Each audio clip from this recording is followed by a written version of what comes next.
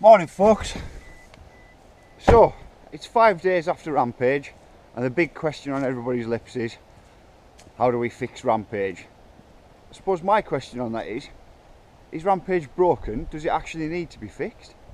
My overall impression of Rampage was that it was a massive success. I mean, you look down the list of the names of judges and they were all legit riders, but past Rampage competitors. Nobody got hurt, which is a massive thing. And think of all the footage and photographs that all the riders got for the sponsors. So personally, I think it went really well. It's a judged competition. It is a competition, therefore it wanders into the aspects of a sport. You know, you can come first, second or third. There's prizes and there's placements. So it's borderline a sport. Personally, I don't agree with the idea of turning big mountain riding into a sport. I don't know how I feel about that one. I'm unsure. But as far as like no complaints go, you look at something like the UCI Downhill World Cup, and you've got a clock. You either get down at the time that is quicker than your opponent, or you don't. There's nothing to complain about. You introduce judges and there's always going to be some sort of like, well, I don't feel like they scored my run properly. In fact, through social media there was a bit of that played out, which is it's not great to read, is it?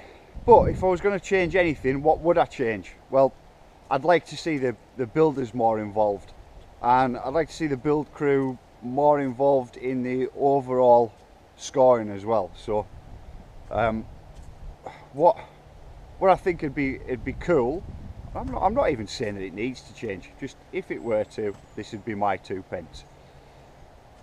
It would be cool if they did their building and it stayed pretty much the same, but on the rest day that they have, that all of the judges went up and had a proper look at the lines that everybody that had built, and then as a group decided on what you could maybe call an SAS score.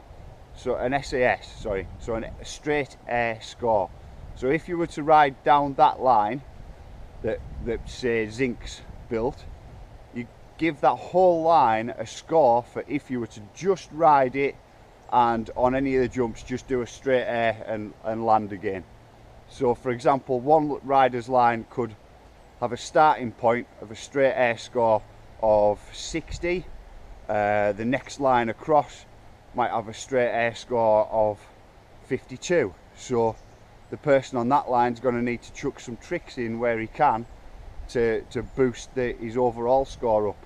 It'd be cool to see. I mean, obviously I'm always going to say this because I'm biased on the builders side of things, but it would be cool to see the builders more involved. So the fact and it's, you know, it's the riders as well, they're involved equally in the design and the building of the stuff. So that'd be sound. You know, if somebody builds like down the bottom something that should be seen in Joyride or Crankworks or something, and it doesn't really fit in with big mountain riding, then maybe it doesn't get that much of a score. But if then if somebody chucks like a corked 720 on a downhill bike on it, and that was pretty mad, wasn't it? It must be hard to do to get a big downhill bike to rotate like that. But yeah, okay, so boom, it bumps up the score for that feature. It might make it a bit more interesting. It might. I suppose I'd quite like to see the scores just held right until the end, and then they can compare them all to each other and then release the results right at the end of the 2 runs. So you've got 2 runs, best one counts, at the same format as now. But then rather than constantly updating the scores and making the riders feel like, oh man, I've got to push on my second run, because then everything can get a little bit a bit sketchy and a bit dangerous if they're pushing harder than they think they should, or pushing harder than they actually want to. I don't know. To be honest, I thought the judging crew was legit. I mean, I can't really comment on the scores. I wasn't there. Everybody that I've seen, everybody has said that the cameras do not do this place justice. I haven't been, I wasn't there, so I find it really difficult to judge the judges, considering who they were as well, that group. They're all legit guys. I enjoyed it. I didn't get, it was like 4¼ hours, wasn't it? So I didn't get to see the whole thing in a oneer, but I really enjoyed watching it. I've watched all 4¼ hours of it. I thought it was really good. While I'm over here sighting in my lines for Electric Landlady, I just wanted to apologise about the lack of vlog last week. I got a few messages, and you know, I was right to be called out on it. I do one every week, put them out every Friday, or mainly Friday, but at least every week anyway. And I didn't do one, so sorry about that. The reasons behind that is I thought I was going to be able to. Oh, I wanted to go down this way. Sorry. What a berm in there. Yeah, they. Sorry, 1 second. Just trying to figure out. I want to come in from here. Berm this, berm out. Yeah. Not enough caffeine today. So I wanted to get some filming done, kind of behind the scenes with the filming that I was doing for Evans and Norco, but to be honest with you, there just wasn't chance. You're constantly up and back down for the shot, and then up again and back down, and repeating the same sections just as many times over until the guys with the cameras say that they're happy. And there wasn't really in the 2 days, last Thursday, Friday, there really wasn't any opportunity to kind of just stop and do a bit to the GoPro for the vlog like this. And I didn't want to force it, because I was there doing a job for them, and really that's what it was all about. But what I can tell you is it was bags of fun. I was a little nervy about it, and I wasn't sure what it was going to be all about and how it was going to work, but do you know what, it's dead easy, super. You just, the people who are filming it have a lot to do with that. They take the pressure off, and they're just like, yeah, just chill, just run it on down there and go over this bit again, and filming with Amanda as well, and she, you know, it was just a relaxed atmosphere for the pair of us. It was the first time that both of us had done a video shoot for anything like that, so just relaxed, good crack and good fun. I'm really looking forward to it coming out. So yeah, apologies about that. So I'm trying to get on with this vlog today. There's no way that you're going to be able to see a line through there, but in my mind's eye I can see a line down, and where we're at now is over at Get to the Chopper. Not Get to the Chopper, what am I talking about? Electric Landlady.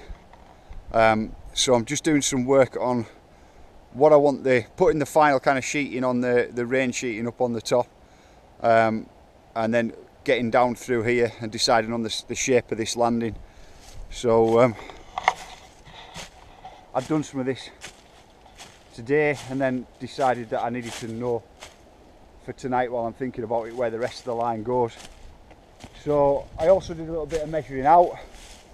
So where we are with the let's have a look. So where we are with the pick, I don't know if you can see the pick in the ground back there, which white label on the handle. That is on the 30-foot mark off the takeoff, and then you've got a 40-foot line in, and then where the spade is at 50 feet, and I'm digging it right the way down into here.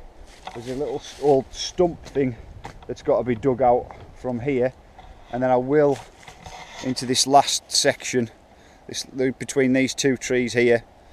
That'll be kind of like the end of the landing. Obviously these two stumps are to dig out as well. So the way that it's going to, I'm scooping everything from down here, scooping it upwards and sending it up onto the landing to make a nice transition and a nice decent length as well. I'm not advising that anybody sends it the kind of 50 feet, but if somebody does, then there's going to be still enough transition left in the landing to let you get away with it. I don't know whether you want to be It's not even a kicker of a take. I tell you what, let's get back up to the takeoff. This takeoff doesn't have a transition on it. It doesn't have a kicker off the end. I can move you around to there. So this is literally, you're going to be coming, if you can see, it's maybe getting a bit dark now, but you can see there's some stump tops up around here. They're all going to get dug out, but that is also roughly the line that you're coming in off of the first feature at the top, down through here, and then this is a chute, not a kind of a kicker, not a booster. You're just going to shoot off the end of it. So if you can see where the yellow shovel is, that's right on the 50-foot mark. That's a hell of a long way to be shooting without, you know, without being kicked up and over. Everything that would take you to there is speed that you would have to carry out of here. Oh God, I'm not even pointing it out of here, sorry. So the chances of shooting all the way down to there are pretty slim. You'd have to kind of, I feel like you'd have to sprint. You'd have to fully sprint pedal into it to be able to get that far. So I'm not worried about people overshooting the landing at all. I made it nice and long. It's like 64 foot. I feel like that's going to be, that's a safe length.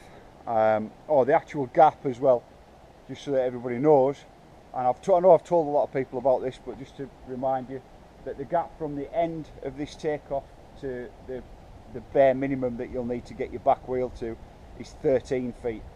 That gap over there that you probably can't see through the woods, that one's 12. So if you're clearing that one by some way, then you will get over this one, and there will just be a whole load of landing for you to run out on if you're only taking it onto the logs.